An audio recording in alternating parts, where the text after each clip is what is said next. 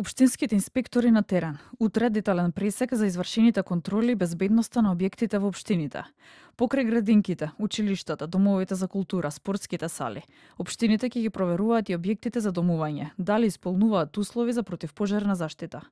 Председателот на ЗЕЛС и градоначалник на општина Киселоводо, Орце Ѓорѓевски, посочи дека дел од општините редовно извршувале контроли изминатиот период, но имало и општини кои не се ги извршувале своите обврски.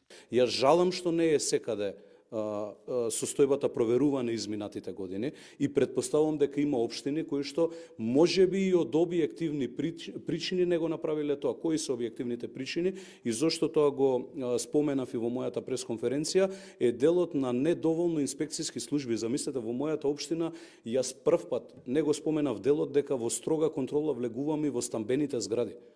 Затоа што и стамбените згради треба да имаат соодветна хидранска мрежа, треба скали за пожар, не дај Боже, и такви работи да имаат, да ги исполнуваат основните елементарни услови. За недостатокот на инспектори во дел од општините, Ѓорѓиевски вели дека заеднички ќе се надминува проблемот.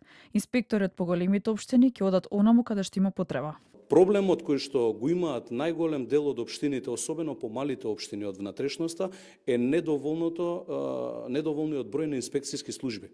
Кога го споменав тоа со зградите во мојата општина конкретно, после 30 години кај нас сега имаме 20 инспектори за домување. Во многу од општините немаат инспектори за домување. Во многу од општините немаат градежни инспекции. Во многу од општините немаат комунални инспектори.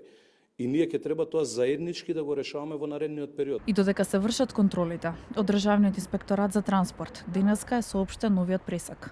Од извршени 138 контроли за 3 дена, се констатира 21 неправилност кај правни и физички лица при вршење на превоз на патници и стоки. За сите неправилности, како што велат од Министерството, изречени се казни. Казна има и за фирмата Турмотурс, чиј што автобус учествуваше во несреќата која што се случи близу селото Ласкарци, а во која загинаа 16 лица, а повеќе од 30 беа повредени.